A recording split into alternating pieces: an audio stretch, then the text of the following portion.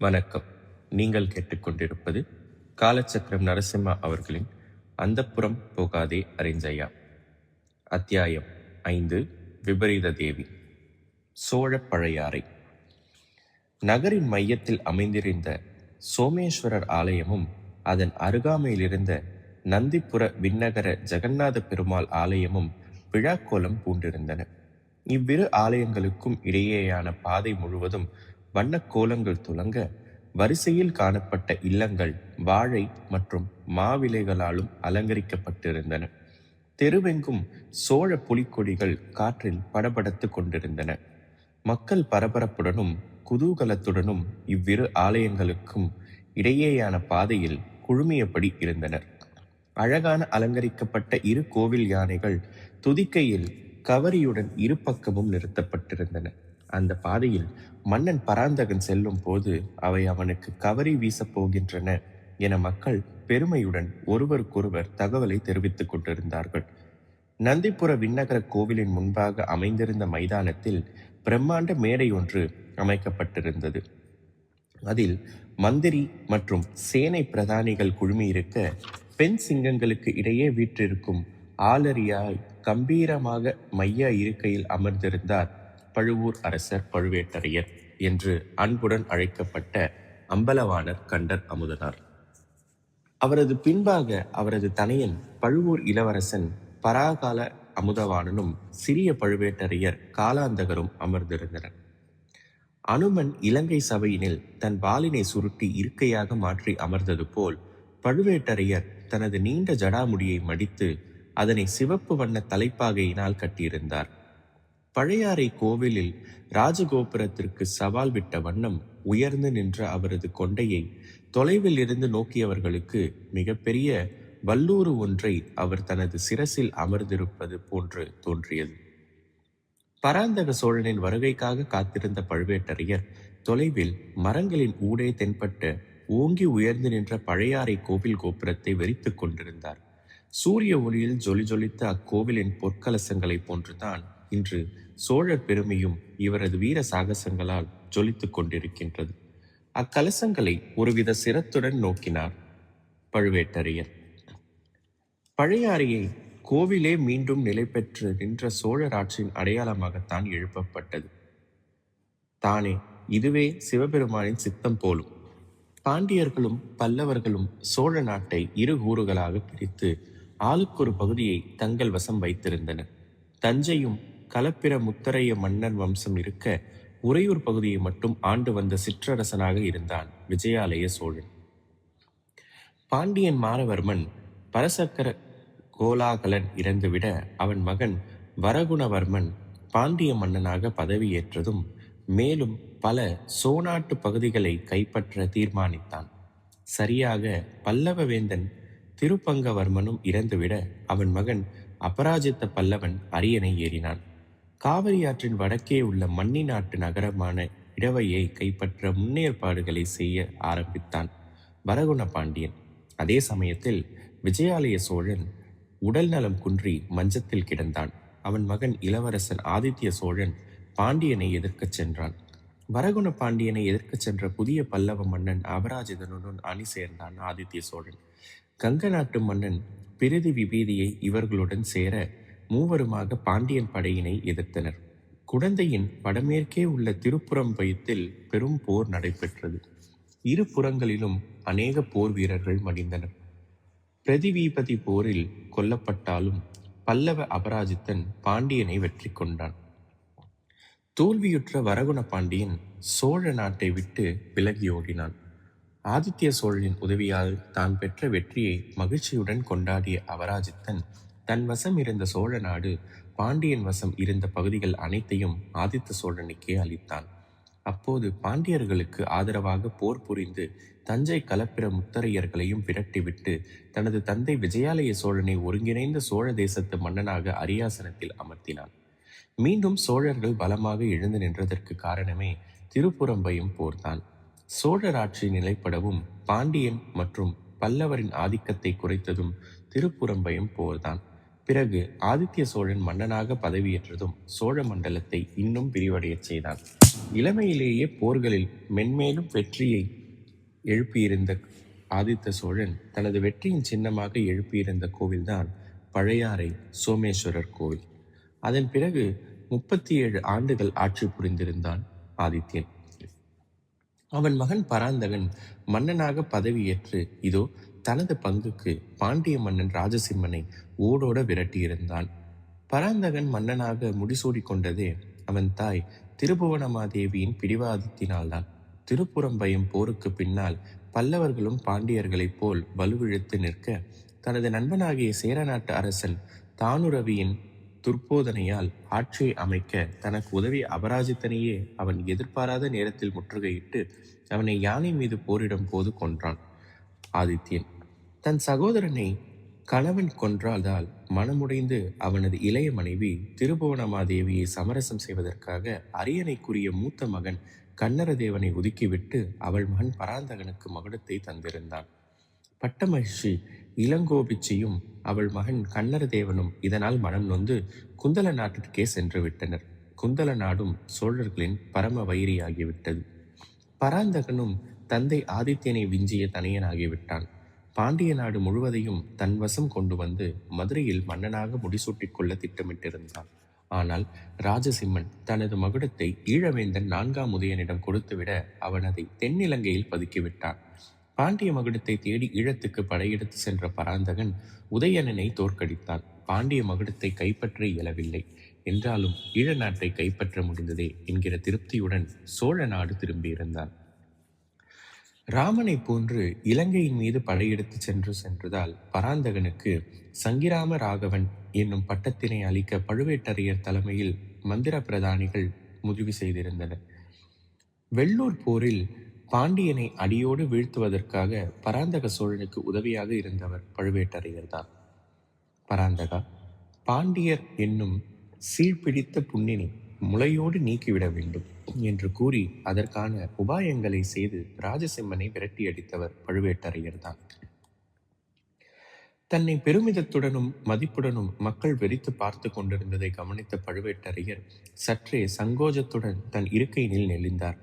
இம்மாதிரி பாராட்டு விழாக்களில் பங்கேற்க கூசும் அவர் இம்மாதிரி நிகழ்வுகளை தவிர்த்து விடுவார். ஆனால் மன்னன் பராந்தகன் இவரது கையினால்தான் சங்கிராம ராகவன் எனும் பட்டத்தினை பெற்றுக்கொள்வேன் என்று கூறிவிட்டதால் வேறு வழியின்றி அங்கே அமர்ந்திருந்தார். மன்னவனே கேட்டுக்கொண்ட பின்னர் மறுத்து பேச முடியுமா என்ன? தொலைவில் முரசு ஒலிக்கும் சத்தம் கேட்க உடனே கொம்பு வாத்தியங்களும் முழங்கத் தொடங்கின. பராந்தக சோழன் வந்து கொண்டிருக்கிறான். வீற்றிருந்த கூட்டத்தினர் பரபரப்புடன் எழுந்து நிற்க பழுவேட்டரையரும் எழுந்து மேடையை விட்டு இறங்க இதர மந்திரி பிரதானிகளும் அவரை பின்தொடர்ந்தனர். பட்டத்து யானை பரகேசரியின் மீதிருந்த அம்பாரியில் கம்பீரமாக வீற்றிருந்தான் பராந்தகன். பட்டத்து யானையை சுற்றி 4 புறங்களிலும் இளவரசர்கள் ராஜாதித்யன், கண்டராதித்யன், அரிஞ்சயன் மற்றும் உத்தமசீலன் ஆகிய 4வரும் தத்தம் புறப்பிகளில் வந்து கொண்டிருந்தனர். அவர்களை தொடர்ந்து ரதம் ஒன்றில் பட்டத்தரசி கோக்கிழாநடிகளும் இளையராணி சேரமாதேவியும் வர அதன் பின்னால் வந்த ரதத்தை செலுத்தி கொண்டு வந்தால் இளவரசி வீரமாதேவி. அந்த ரதத்தின் உள்ளே அமர்ந்து அவளது இளைய சகோதரி அனுபமா கூட்டத்தினரை பார்த்து கையசைத்து கொண்டிருந்தாள். இளவரசிகளை பார்த்ததும் பெண்கள் பகுதியிலிருந்து பெரிய ஆரவாரம் எழுந்தது. வாட்போர், குதிரை ஏற்றம், வில் பயிற்சி, ரதம் செலுத்துதல் போன்ற ஆண்மகனுக்குரிய அத்தனை வீர தீர விளையாட்டுகளிலும் கை தேர்ந்தவள் வீரமாதேவி. அனுப்பமாவுக்கும் வீரமாதேவிக்கும் எத்தனை வேறுபாடு! பெண்மைக்குரிய நளினங்களை கொண்டிருக்கும் அனுப்பமா குளிர் நிலவினை போன்று தனது அழகால் காண்போரை கிறங்கடிக்கும் கட்டழகி என்றால், வீரமாதேவியோ கொழுந்து விட்டு எரியும் காட்டுத்தீயை போன்ற உருவத்தையும் குணநலனையும் கொண்டிருப்பவள். மற்றவர்களை துச்சமென மதிப்பவள். அவளது அகந்தையை கண்டு அவளது சகோதரர்களே அவளை அண்டுவதற்கு அஞ்சினார்கள். எனக்கு நிகர் யார் என்கிற கேள்விதான் அவளது பார்வையில் தொனிக்கும். என் சகோதரர்களின் வீரத்திற்கு சளைத்ததல்ல என் வீரம் என்னும் படியாக அலட்சியமாக குதிரையின் கடிவாளத்தை ஒரு கையினால் பிடித்து கொண்டு தொலைவில் தெரிந்த விழா மேடையை நோட்டம் விடத் தொடங்கினாள் வீரமாதேவி. பழுவேட்டரையரின் மகன் அமுதவாணன் வீரமாதேவியை கண்டதும் ஆர்வத்துடன் அவளது பார்வையில் படும்படியாக நகர்ந்து நின்றான். வெள்ளூர் போர் நடைபெற்று கொண்டிருக்கையில் இவன் முகத்தில் தைத்த எதிரிகள் ஈட்டி ஏற்படுத்திய காயத்தின் படு அவன் வலது கன்னத்தில் துவங்கி நாசியின் குறுக்காக பாய்ந்து மறுபக்க கன்னத்தை எட்டியிருந்தது. அந்த வீர வடுவை தடவியபடி தானும் ஒப்பற்ற வீரன் என்பதை வீரமாதேவிக்கு உணர்த்த முயன்று கொண்டிருந்தான். அவனது தந்தை பெரிய பழுவேட்டரையர் அவனிடம் கட்டளையிட்டிருந்தார். வெள்ளூர் போரை வென்று கொடுத்ததற்கு பரிசாக மன்னர் பராந்தகன் இளவரசி வீரமாதேவியை உனக்கு மனையாளாக தரப்போவதாக வாக்கு தந்து விட்டார். இனி வீரமாதேவியை கவரும் வண்ணம் நீ அவளுடன் பழக வேண்டும் என்று அமுதவாணனுக்கு அறிவுரை செய்திருந்தார். வீரமாதேவியை தனது வருங்கால மனையாளாகவே நினைக்க துவங்கியிருந்தான் அமுதவாணன். மிகவும் சிரமப்பட்டு வீரமாதேவியின் கண் பார்வையில் படும்படியாக அவன் நிற்க, அவளது கண்களோ அவன் மீது பதியாமல் அவனை கடந்து வேறெங்கோ நோக்கிக் கொண்டிருந்தன. அமுதவாணனின் கண்கள் வீரமாதேவியே சுற்றி கொண்டிருக்க, தேரில் இருந்த அனுபமாவின் கண்களோ பட்டத்து இளவரசன் ராஜாதித்தனின் பின்பாக தனது வெண்குதிரையை செலுத்திக் கொண்டிருந்த நந்திபுர அரசன் வெள்ளங்குமரன், இவன் வேலன் குமரன் என்றும் அழைக்கப்பட்டான், மீது படர்ந்தது. வடபுல சேனை தலைவனாக நியமிக்கப்பட்டிருந்த ராஜாதித்யனின் துணை சேனாதிபதி வெள்ளங்குமரன். அனுபமாவின் கண்கள் வெள்ளங்குமரனின் பரந்த முதுகினையே வெறித்து கொண்டிருந்தன. வெள்ளங்குமரனின் இடையில் காணப்பட்டிருந்த உரையில் சொருகப்பட்டிருந்த அவனது வாள் மிக கனமானது என்று கேள்விப்பட்டிருக்கிறான். அந்த வாளை காட்டிலும் அவனே மன உறுதியும் கனமான கொள்கையும் கொண்டவன் என்பதையும் அவள் அண்மையில் அறிந்திருந்தாள். என்னவோ தெரியவில்லை, அவனை காணும் போதெல்லாம் அனுபமாவிற்கு அவனை பார்த்து கொண்டே இருக்க வேண்டும் போன்ற ஒரு எண்ணம். 40 பிராயங்களை பூர்த்தி செய்துவிட்ட ஒரு ஆண்மகன் 20 பிராயங்களிலேயே இன்னும் எட்டி பிடித்திராத ஒரு பெண்ணை எதனால் ஈர்க்க வேண்டும்? சேர நாட்டின் சிற்றரசுகளில் ஒன்றான நந்திபுரத்தை ஆண்டு வரும் வெள்ளங்குமரன் ராஜாதித்யனின் ஆருயிர் நண்பன். நந்திபுர நாயகி என்கிற பெண்ணை மணந்து அவளிடம் நந்திகுலவள்ளி என்கிற பெண் குழந்தையும் பெற்றுக்கொண்டான். பெண்ணை பெற்றதுடன் தன் கடமை முடிந்துவிட்டது என்பது போல் நந்திபுர நாயகி மரணம் அடைய அவள் நினைவாகவே வாழ்ந்து வந்த வெள்ளங்குமரன் மறுவிவாகம் செய்து கொள்ளாமல் தன் மகளை வளர்த்து வந்தான். இறந்துவிட்ட தன் மனையாளின் நினைவுடன் வாழ்ந்த மற்றொரு மனைவியை நாடாத அவனது குணம்தான் அனுபமாவை பெரிதும் கவர்ந்தது. ஒரு மனைவி இருக்கும் போதே அரசியல் உறவுகளை பலப்படுத்துகிறேன் என்கிற பெயரில் பல மனைவிகளை மணக்கும் மன்னவர்கள் சோழ நாட்டிற்கு ஒன்றும் புதிதல்ல. இவளது தந்தை பராந்தகனும் 2 மனைவிகள் என்கிற போது வெள்ளங்குமரன் மற்றொரு விவாகம் செய்து கொண்டால் யாரால் கேட்க முடியும்? ஆனால் தன் மகளுக்காக மறுவிவாகம் செய்து கொள்ளாமல் தனது வாழ்வையே ஒரு தியாக காவியமாக மாற்றிக்கொண்டிருந்தான் வெள்ளங்குமரன். அவனது அந்த தியாக மனப்பான்மைதான் அனுபமாவிற்கு பிடித்திருந்தது. இறந்தவளின் நினைவாக வாழ்வது என்பது சோழ நாட்டை பொறுத்தவரை விந்தையை தரும் ஒரு செயல். வெள்ளங்குமரனின் இந்த தியாகம் பலராலும் அதிசயத்துடன் பேசப்பட்டது. மீண்டும் மனம் செய்து கொண்டால் வரவிருக்கும் புதிய மனைவி தனக்கும் தன் மகளுக்கும் இடையே கல்திரையை எழுப்பி விடுவாள் என்று அடிக்கடி அவன் கூறி வருவதாக ராஜாதித்யன் அனுபமாவிடம் கூறியிருந்தான்.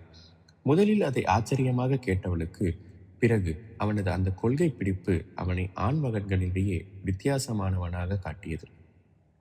அதனால் அவனை கவனிக்க தொடங்கிய அனுபமா சிறிது சிறிதாக அவனது கம்பீரத்தில் கட்டுண்டு போனாள்.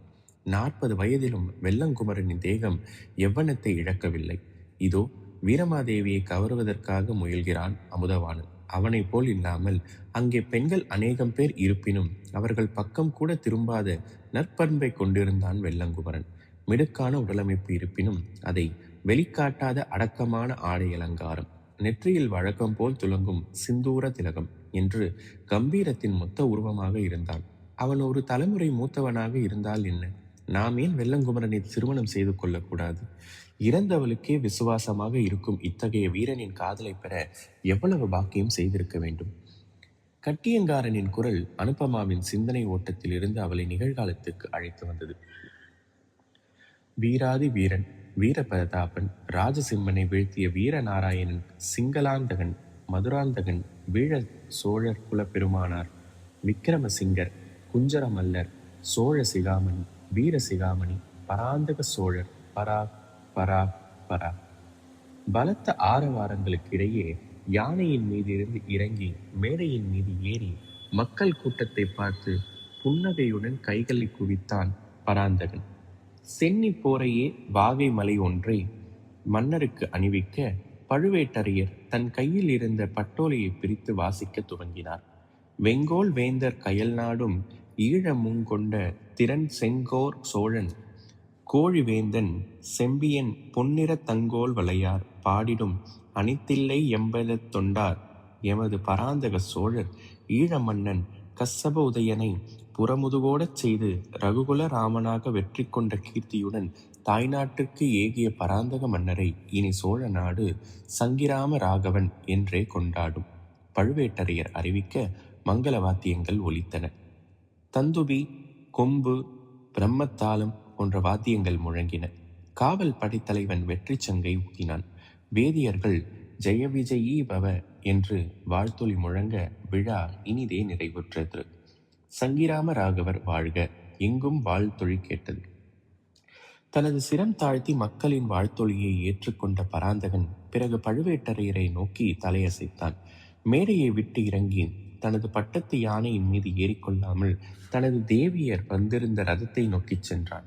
சங்கிராம ராகவர் மன்னர் பராந்தக சோழர் சோமேஸ்வரர் ஆலயத்தில் தனது தேவிமாருடன் ஏகாந்த பூஜை செய்வார். கட்டியங்காரன் அறிவிக்க பழுவேட்டரையர் ஒருவித மர்ம புன்னகையுடன் தனது மகன் அமுதவாணனை பார்த்தார். மன்னர் ஏகாந்த தரிசனத்திற்கா போகிறார்? கோவிலில் பவிஷ்யகாரகர் மடத்தில் இருந்து தலைமை ஜோதிடர் வாகீச சிந்தாமணி வரவழைக்கப்பட்டிருக்கிறார். அவரிடம் கலந்தாலோசித்து வீரமாதேவிக்கும் அமுதவாணனுக்கும் திருமணம் நிச்சயம் செய்ய நினைக்கிறார். தன் தந்தை தன்னை நோக்கி குறிப்பு உணர்த்துவதை கவனியாமல் அரண்மனைக்கு புறப்பட தயாராக இருந்த வீரமாதேவியின் கவனத்தை தன்பால் ஈர்க்கப்படாத பாடுபட்டு கொண்டிருந்தான் அமுதவாணன். அதை கவனித்துவிட்ட அனுபமா அவன் மீது பரிதாபம் கொண்டாள்.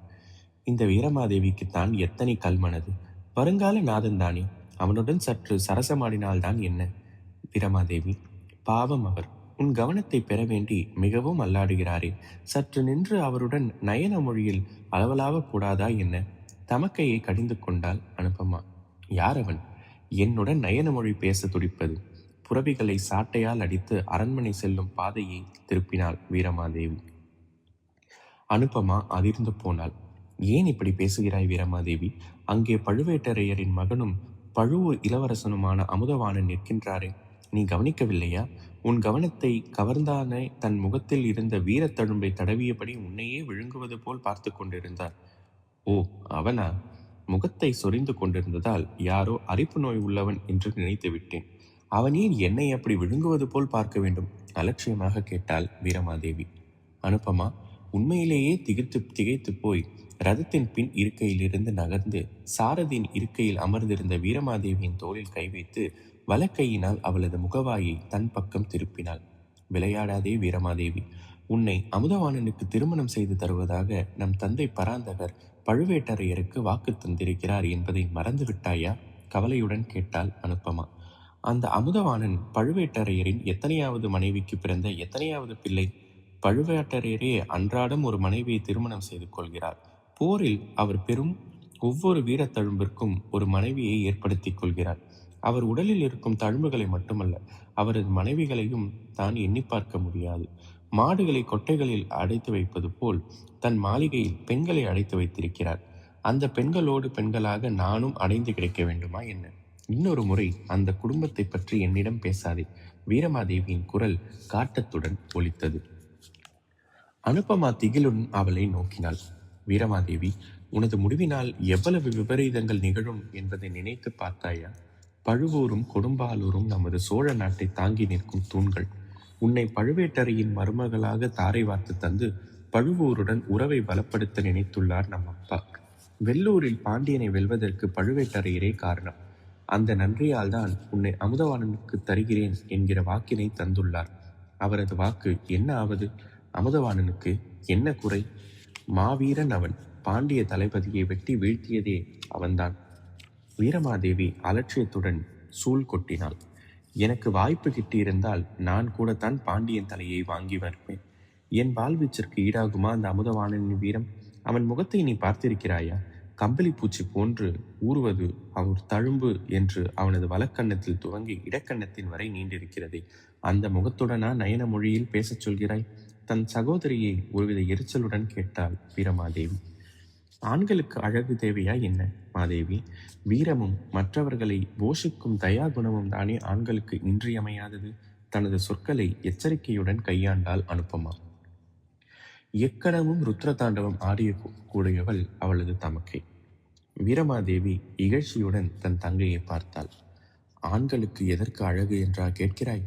இறைவனின் படைப்பில் ஆண் உயிரினங்கள் தான் அழகு வாய்ந்தவை.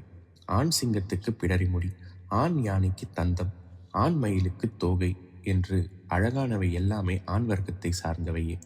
குழந்தைகள் ஒரு ஓவியத்தினை வரையும் போது அதனை ஊக்குவிக்க ஒரு தாய் அதனை பாராட்டுவது போல் ஆண்களும் பெண்களை அழகாக இருப்பதாக கூறி அவர்களை திருப்திப்படுத்த நினைக்கின்றனர். ஆனால் ஆண்மகன்தான் உண்மையில் அழகு வாய்ந்தவன். என்னை பொறுத்தவரை பெண்களாகிய நாம் அணிந்து கொள்ளும் மிகவும் அழகிய ஆபரணம் ஓர் அழகான ஆண்தான்.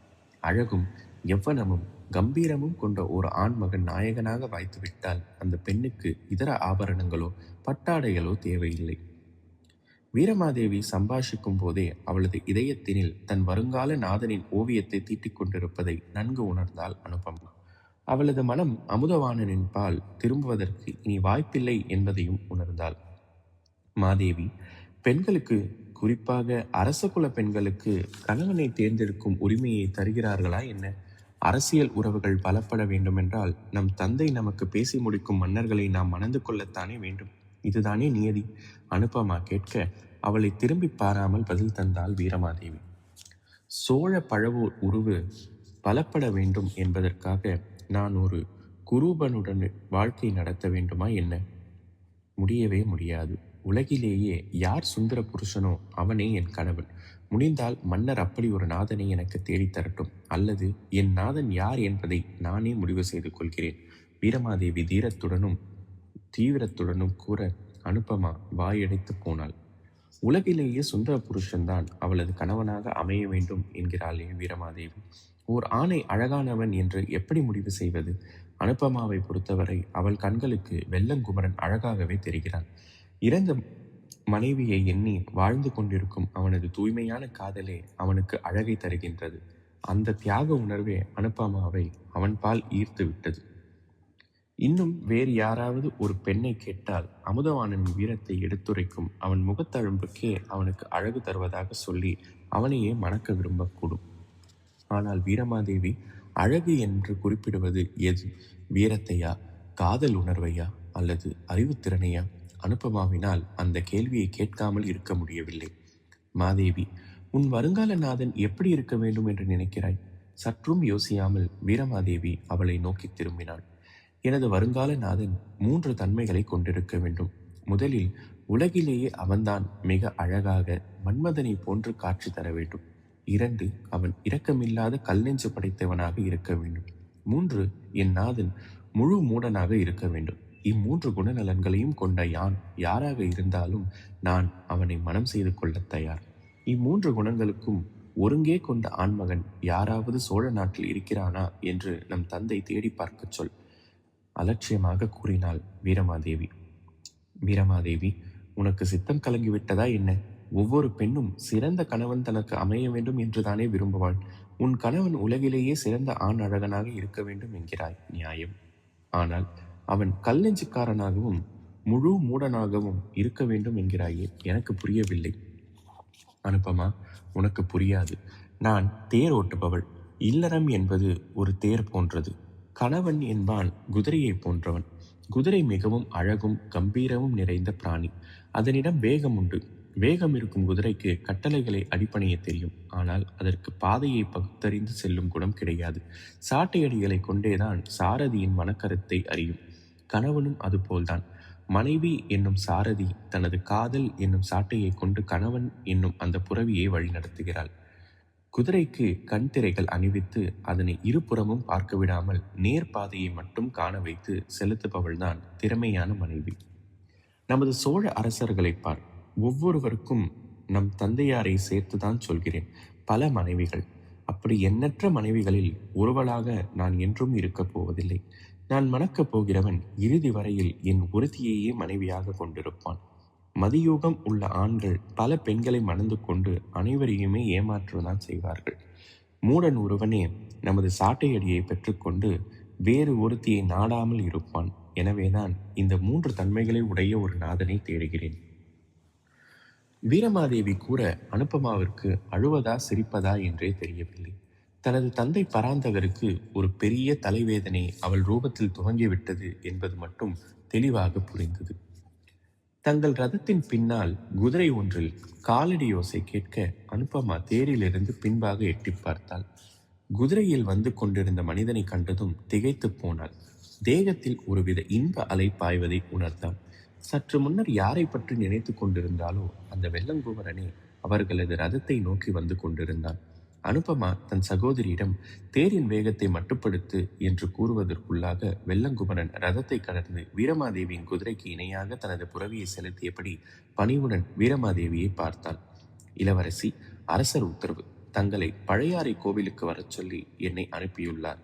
தங்களிடமும் இளவரசர்களுடனும் முக்கியமாக ஒரு கலந்தாலோசனை செய்ய வேண்டுமாம். வெள்ளங்குமரன் கூற வீரமாதேவி சட்டென்று தன் தங்கையை திரும்பி பார்த்தாள். இளவரசிகள் இருவருக்குமே புரிந்து போனது. பவிஷ்யகார ஜோசியரிடம் இவர்களது ஜாதகங்களை ஆராய்ந்துவிட்டு ஒரு முடிவுக்கு மன்னர் வந்திருக்கிறார். அநேகமாக வீரமாதேவிக்கும் அமுதவாணனுக்கும் திருமணம் உறுதி செய்திருக்க வேண்டும். வீரமாதேவி சிறிதும் கலங்கவில்லை. நந்திப்புர மன்னனா, எனக்கு உடல்நிலை சரியில்லை என்பதால் மீண்டும் அரண்மனைக்கு செல்கிறேன். என் சார்பாக என் ஆருயிர் தங்கை அனுபமா எனது உள்ளல் கிழக்கினை மன்னரிடம் தெரிவிப்பாள் என்றபடி வீரமாதேவி தன் ரதத்தை நிறுத்தினாள். வெள்ளங்குமரனும் தன் குதிரையை நிறுத்தினான்.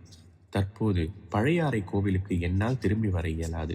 தங்கள் குதிரையில் நான் அரண்மனைக்கு திரும்புகிறேன். நீர் எனது ரதத்தில் அனுபமாவை கோவிலுக்கு அழைத்துச் செல்லுங்கள் என்று கூறியவள் அவனது பதிலுக்காக காத்திராமல் ரதத்தில் இருந்து கீழே குதித்தாள். வெள்ளங்குமரனும் மௌனமாக தனது குதிரையில் இருந்து இறங்கினான். வீரமாதேவி வெள்ளங்குமரனின் குதிரையில் தாவி ஏறியபடி அனுபமாவை பார்த்தாள். அனுபமா, நான் கூறியதை மன்னரிடம் தெரிவித்துவிடு. முற்றிய பழம் இந்த மாவடு எனக்கு தேவையில்லை. மண் கலயத்தில் அமுதத்தை அருந்துவதை விட தங்க கோப்பையால் ஆழகால நஞ்சையும் அருந்துவதுதான் சித்தமாக இருப்பதாக மன்னரிடம் தெரிவித்துவிடு என்று கூசாமல் சொன்னவள் குதிரையின் விழாவினில் தன் காலால் உதைக்க அந்த குதிரை அலறிக்கொண்டு ஓடியது. வெள்ளங்குதிரன் தன் குதிரையை என்றுமே உதைத்தது கிடையாது. அதன் மீது ஏறியதும் அதன் பிடரியை தடவி வருவான். குறிப்பினை உணர்ந்து குதிரையும் புறப்பட்டது. வீரமாதேவியுடன் தன் ஆருயிர் குதிரை உதைப்பட்டதை காண சகியாமல் தன் கண்களை மூடியபடி அனுபமாவின் பக்கமாக முகத்தை திருப்ப அவனது அந்த செய்கை அவளை நெகிழச் செய்தது. தன் குதிரையிடம் கூட வாஞ்சையாய் காட்டும் இந்த கம்பீரமான ஆண்மகன்தான் உண்மையிலேயே சுந்தர புருஷன். அவன் ரதத்தை செலுத்த தான் அதில் அமர்ந்து செல்லப் போகிறோம் என்னும் நினைவு அவளுக்கு பரவசத்தை தந்தது. என்ன செய்வது என்பது போன்று தயங்கிய வெள்ளங்குமரன் பிறகு ரதத்தில் ஏறி அதனை தான் வந்த பாதையிலேயே திருப்பினான். ரதத்தை மீண்டும் பழையாறை கோவிலை நோக்கி செலுத்தினான். தானும் வெள்ளங்குமரனும் தனித்து இருக்கிறோம் என்கிற நினைவு அனுபமாவிற்கு சற்றே துணிவை கொடுத்தது. அவனால் தான் ஈர்க்கப்பட்டிருக்கிறோம் என்பதை அவனிடம் தெரிவுபடுத்திவிடலாமா? இதைவிட சிறந்த சந்தர்ப்பம் பிறகு அவளுக்கு கிடைக்காதே. ராஜாதித்யனின் மூலம் வெள்ளங்குமரனை பற்றிய சில தகவல்களை திரட்டியிருந்தாள். அவனும் சேர நாட்டினை சேர்ந்த ஒரு சிற்றரசன், மனைவியை இழந்தவன், அண்ணன் ராஜாதித்யனின் ஆருயிர் நண்பன், மாவீரன், பெண்களை மதிக்கத் தெரிந்தவன். இதைவிட ஒரு ஆண்மகனுக்கு வேறு என்ன தகுதிகள் வேண்டும்? அனுபமா துணிவை திரட்டி கொண்டாள். ஒருவேளை இவள் காதலை ஏற்க மறுத்து அண்ணன் ராஜாதித்யனின் இவளது செய்கையை பற்றி புகார் கூறிவிட்டால் அதனால் என்ன? ராஜாதித்யன் இவள் மீது உயிரையே வைத்திருக்கிறான். இவளுக்காக அவனிடம் பரிந்து பேசவும் கூடும். அண்ணன் ராஜாதித்யன் தனது காதலை நிச்சயம் நிறைவேற்றி வைப்பான். இந்த நம்பிக்கை தோன்றியதுமே அனுபமா அப்போதே வெள்ளங்குமரனிடம் பேச நிச்சயித்து விட்டாள். நந்திபுரம் மன்னரே, தேரை நிறுத்துங்கள். அனுபமா குரல் கேட்டு வெள்ளங்குமரன் வியப்புடன் ரதத்தை நிறுத்தினான். நான் சற்று தங்களுடன் உரையாட வேண்டும் வெள்ளங்குமரரே. அனுபமா கூற வெள்ளங்குமரனின் வியப்பு திகைப்பாக மாறியது. ரதத்தில் இருந்து இறங்கிய அனுபமா பாதையை விட்டு சற்றே விலகி அங்கே இருந்த மாமரம் ஒன்று நிழல் கீழ் நின்று வெள்ளங்குமரனை திரும்பி நோக்கினான். வெள்ளங்குமரன் என்ன செய்வது என்று தோன்றாமல் ரதத்திலேயே அமர்ந்திருந்தான். பிறகு தேரின் சாரதி இருக்கையில் இருந்து குதித்து மெதுவாக மாமரத்தின் அடியில் நின்றிருந்த அனுபமாவை நெருங்கினான். தங்களது மகள் நந்திகுலவல்லி எப்படி இருக்கிறாள்? அனுபமா கேட்க குழப்பத்துடன், இதை தேரிலேயே கேட்டிருக்கலாமே, இதற்காகவா ரதத்தை நிறுத்தச் சொன்னீர்கள் என்பது போன்று அவளை பார்த்தவன் பிறகு மெதுவாக பேசினான். நன்றாக இருக்கிறாள் இளவரசி. அவளுக்கு ஒரு குறையும் இல்லை. தாய் என்பு கிட்டவில்லை என்பதை தவிர கடந்த உத்திர நட்சத்திரத்தன்று அவள் தனது 18வது பிராயத்தினால் அடியெடுத்து வைத்தாள். வெள்ளங்குமரன் கூறினான், நன்று வெள்ளங்குமரரே, உமது மகள் விவாகத்தை நெருங்கிக் கொண்டிருக்கிறாள் என்று சொல்லும். அனுபமா கூற, வெள்ளங்குமரன் மீண்டும் குழப்பத்துடன் அவளை நோக்கினான். இளவரசி இவனிடம் என்ன பேச நினைக்கிறாள்? திடீரென்று நந்திகுலவல்லியின் விவாகத்தை பற்றி தேரை நிறுத்தி, அதுவும் மன்னர் அழைத்துள்ள நிலையில் பேச வேண்டிய அவசியம் என்ன? இளவரசி, தங்களை மன்னர் எதிர்பார்த்து கொண்டிருக்கிறார். வெள்ளங்குமரன் அவளுக்கு நினைவுபடுத்த விரும்பினான். ஒரு கணம் தயங்கிய அனுபமா தனது தைரியத்தை மீண்டும் திரட்டினாள். நினைவில் இருக்கிறது வெள்ளங்குமரரே, மன்னர் அநேகமாக எங்களது திருமணத்தை பற்றி ஒரு முடிவு எடுக்கக்கூடும் என்று தெரிகிறது.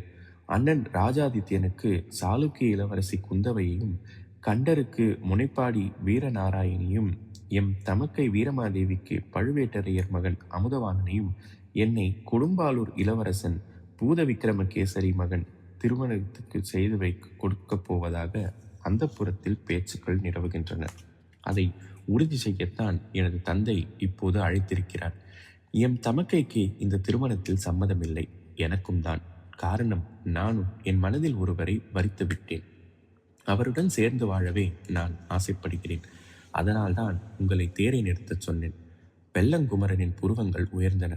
அவனுள் அதிகரித்திருந்த குழப்பம் இப்போது அவனது நெற்றியில் கோடுகளாக தெரிந்தன. எதற்காக தனது அந்தரங்க காதல் விவகாரத்தை தன்னிடம் கூறுகிறார் இளவரசி? வெள்ளங்குமரரே, நான் தாயில்லா தங்கள் பெண் நந்திபுரவல்லிக்கு தாயாக மாற ஆசைப்படுகிறேன். அவளது விவாக நேரம் நெருங்கிக் கொண்டிருக்கையில் அவளை தாரை வார்த்து தர தங்களுக்கு ஒரு மனையாள் தேவையல்லவா? என்னை அந்த மனையாளாக தாங்கள் ஏன் ஏற்றுக்கொள்ளக்கூடாது? நான் தங்களிடம் எனது மனதை பறிகொடுத்து விட்டேன். உமது சோழர் ராஜாதித்யனிடம் சொல்லி என்னை தங்கள் மனையாளாக ஏற்றுக்கொள்ள வேண்டும். அனுபமா தெளிவாக குரலில் கூற, வெள்ளங்குமரன் அவளையே வாய்ப்பிழந்து பார்த்து கொண்டிருந்தான்.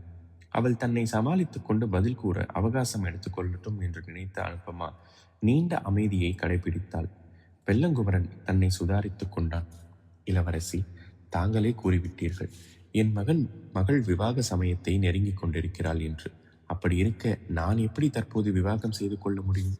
40 பிராயங்களை நான் கடந்து விட்டேன். தாங்களோ இப்பொழுதுதான் வாழ்க்கையின் இனிமையை காணும் 18இல் காலடி எடுத்து வைத்திருக்கிறீர்கள்.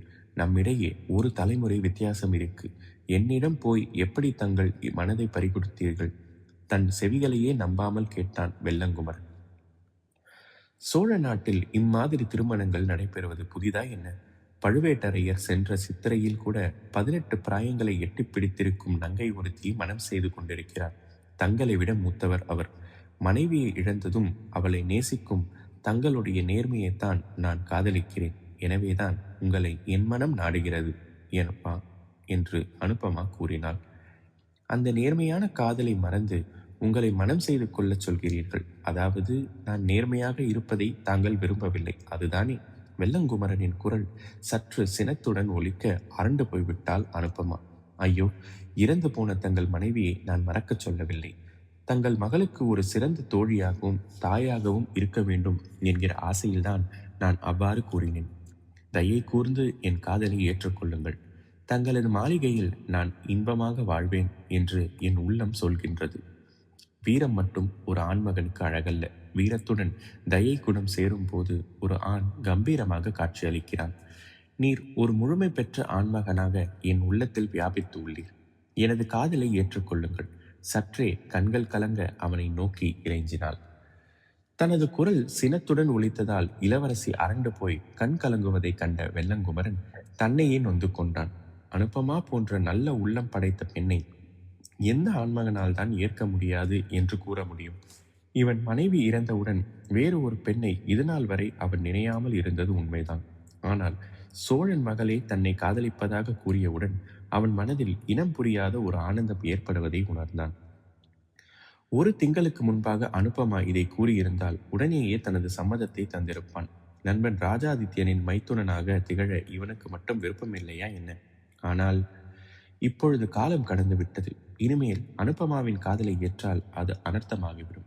இளவரசிக்கு எப்படி இதை புரிய வைப்பது? அனுபமா, இளவரசி என்று தன்னை அழைக்காமல் தன் பெயரை சொல்லி அழைப்பதை கண்டதும் அனுபமாவை உற்சாகம் பற்றி கொண்டது. ஆக அவனுக்கும் இதில் விருப்பமே.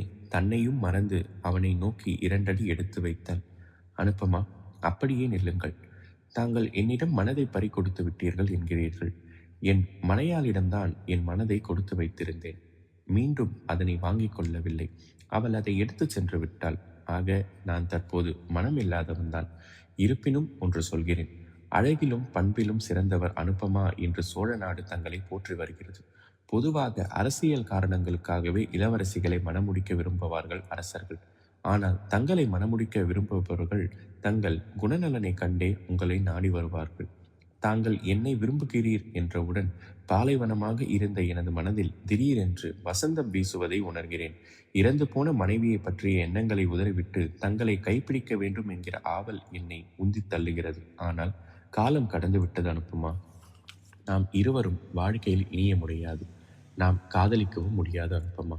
வெள்ளங்குமரன் உறுதியுடன் கூற ஸ்தம்பித்து போய் நின்றாள் அனுப்பமா. காரணம் என்ன என்பதை நான் தெரிந்து கொள்ளலாமா? அனுப்பமாவின் குரல் தழுதழுத்தது. இப்போதைக்கு நான் எதையும் கூற முடியாது அனுப்பமா. காலரதம் வேகமாக ஓடிக்கொண்டிருக்கிறது. அதில் பிணைக்கப்பட்ட புறவியாக நான் ஓடிக்கொண்டிருக்கிறேன். நான் ஒரு கர்ம வீரன், அவ்வளவே. நாம் ஏன் காதலிக்க முடியாது என்பதற்கான காரணம் நிச்சயம் உனக்கு தெரிய வரும். அப்பொழுது நான் கூறியதில் உள்ள நியாயத்தை நீ உணர்வாய். உன்னால் உனது தந்தை பெருமை கொள்வார் என்பதில் சற்றும் சந்தேகமில்லை. பூத விக்கிரமன் பெரும் பாக்கியசாலியாக திகழப் போகிறான் என்பது தெரிகிறது.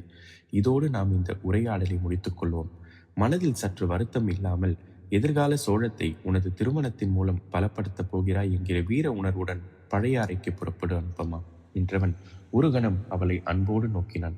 அந்த ஒரு பார்வையில் தன்னால் அவளை அடைய முடியாது என்கிற வருத்தத்தையும் அவள் மீதுள்ள அன்பையும் ஒரே சமயத்தில் வெளிப்படுத்தினான் வெள்ளங்குமரன். அடுத்த கணம் வெறுத்தென்று திரும்பி ரதத்தின் அருகில் சென்று நின்று அவளை பணிவுடன் பார்த்தான். புறப்படுவோமா இளவரசி? இளவரசி என்று தன்னை அழைத்து அந்த பேச்சுக்கு ஒரு முற்றுப்புள்ளியை வைத்து விட்டான் வெள்ளங்குமரன் என்பதை புரிந்து கொண்டாள் அனுப்பமா. இவர்களின் காதலினால் எத்தனையோ அனர்த்தங்கள் நிகழும் என்று எச்சரிக்கிறானே வெள்ளங்குமரன். சற்று முன் ஆண்மகன் குதிரையை போன்றவன் என்று கூறிய வீரமாதேவியை போன்றே இவனும் தன்னை குதிரையுடன் ஒப்பிடுகிறானே, தனக்குள் எண்ணினாள் அனுப்பமா. தங்களுக்குள் நடந்த உரையாடலை மறந்து விட்டவனாக தொடர்ந்து தேரை செலுத்துவதிலேயே கவனமாக இருந்தான் வெள்ளங்குமரன்.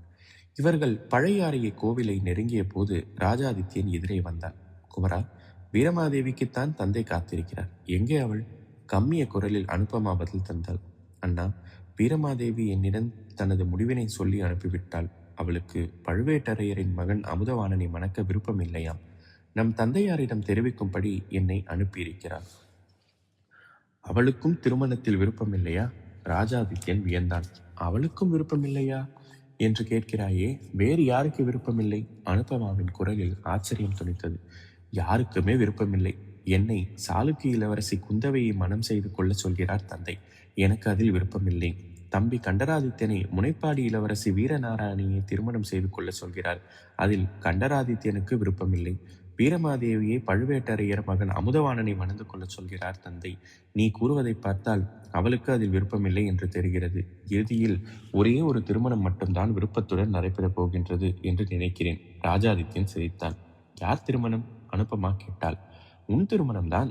உன்னை கொடும்பாலூர் இளவரசன் பூத விக்கிரமனுக்கு மனம் செய்து கொடுக்க போவதாக தந்தை கூறுகிறார். உனக்கு அதில் விருப்பம்தானே?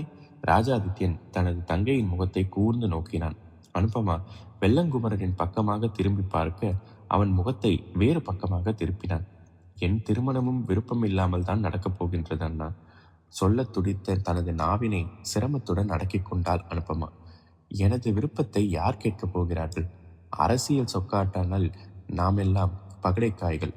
எந்த காய் ஜோடி சேரப் போகின்றது, எந்த காய் வெட்டப்பட போகின்றது என்பதை காலரதம் தான் நிர்ணயிக்கப் போகிறது என்கிற போது எனது விருப்பத்தையோ கருத்தையோ சொல்வதில் பெரியதாக என்ன நிகழ்ந்துவிடப் போகிறது? துக்கம் தொண்டையை அடைக்க அனுப்பமா அங்கிருந்து நகர்ந்தாள். ராஜாதித்யன் வியப்புடனும் வெள்ளங்குமரன் வருத்தத்துடனும் கோவிலை நோக்கி செல்லும் அனுப்பமாவையே பார்த்து கொண்டிருந்தனர். அனுப்பமா சற்றே நின்று, உன் அண்ணன் ராஜாதித்யனிடம் அவனுக்கு ஏன் இந்த திருமணத்தில் விருப்பம் இல்லை என்கிற காரணத்தை கேள். அவன் கூறும் காரணம்தான் நான் உன்னை கொள்ளாததற்கு காரணம். மனதிற்குள் புலம்பிக் கொண்டிருந்தான் வெள்ளங்குமரன். இத்துடன் அத்தியாயம் 5 நிறைவுற்றது. மீண்டும் அடுத்த அத்தியாயத்தில் சந்திப்போம். நன்றி.